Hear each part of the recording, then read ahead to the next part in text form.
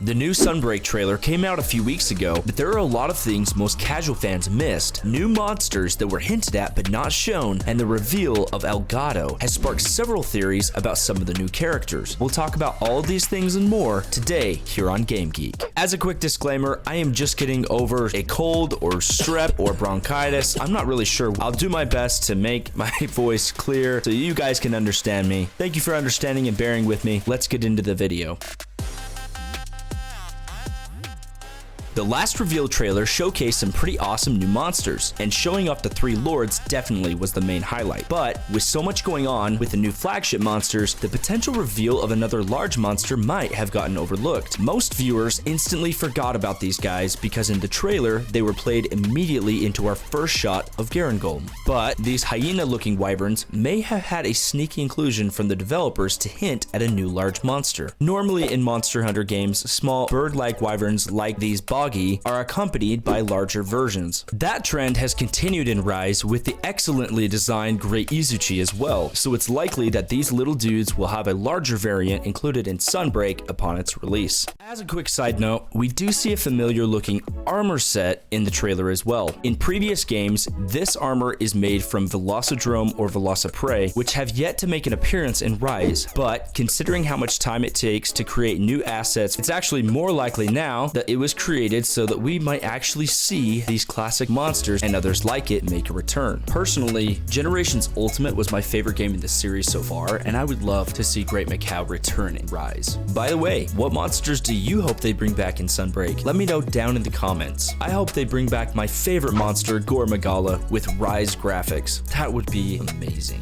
Moving on, the trailer also showed a few environmental monsters starting with Vespoids. While notorious for paralyzing hunters at the exact time to just go and ruin everything, Vespoids have been in every mainline Monster Hunter game, and it just didn't feel right without them. They're basically the Octoroks of Monster Hunter games, so I'm personally glad they're making a return. Since Banabara were already in the game, it wasn't a surprising addition, but other Neopterons like Hornitar, Great Thunderbugs, or Conchu have yet to be revealed as appearing in MHR Sunbreak. What has been confirmed though is the Gown Goat, which I have to say is just a fantastic monster design. It will be a roaming herbivore that lives in the new environment, the Citadel. That is pretty much all the information we have on it right now, although for some reason I feel like it's got to be related to the family of Mufas that we've seen in earlier titles. Maybe that's why I want to just go and give it a hug. Next, I want to talk about something that will make the game a lot more interesting and that not nearly enough people know about. Monster Hunter Rise introduced Wirebugs, a new mechanic that gives incredible mobility to all weapon types and unlocks powerful moves, much like Hunter Arts from previous titles like Monster Hunter Generations Ultimate. During any point in the game, your hunter has 2 Wirebugs that stay with you, but on hunts, you have the option to pick up 1 additional Wirebug to give you an extra edge against monsters. But with the announcement of Sunbreak, Capcom added some additional types to the Wirebug family. On the official website, it was announced that they will be further expanding the Wirebug lineup with 2 all-new Wirebugs. In the Citadel walkthrough footage, you can actually see these new Wirebug variations here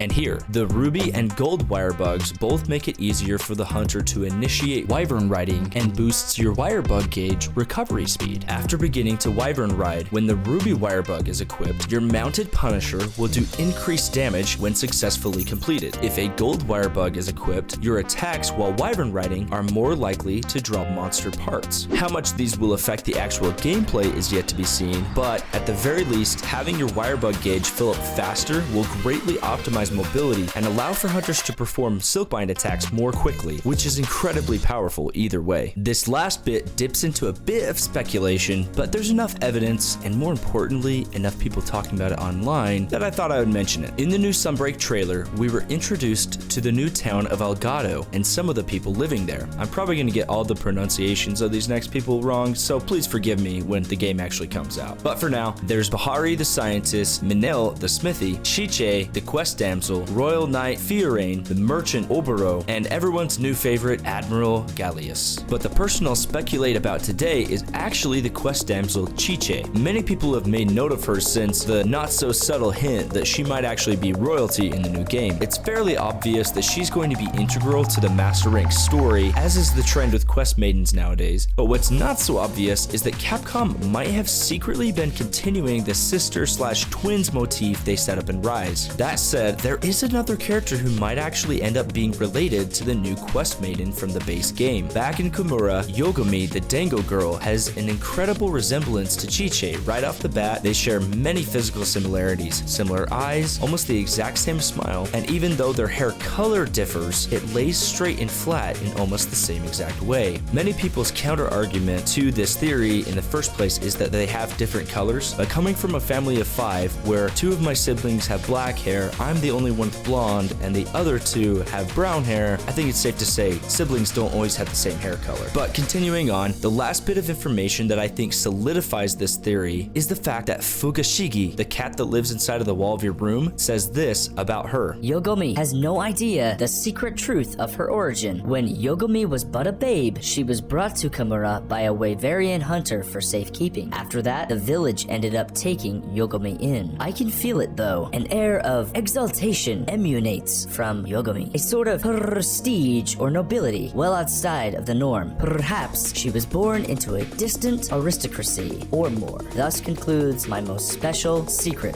intel. That last line, born into a distant aristocracy, gives the most weight to this theory. Now, does this prove that Chiche and Yogami are related? No, but given the evidence, it really wouldn't be that much of a stretch, especially since Rise has a sisters or twins motif already going with the Ibushi Narwa questline. But I guess we'll uncover this mystery and more when Sunbreak officially releases June 30th. Until then, we'll just have to keep hunting for answers. Hey there, thanks for watching. If you enjoyed the video, like and share with your friends and family, share on Facebook, Twitter, all the things, and we'll see you in the next one.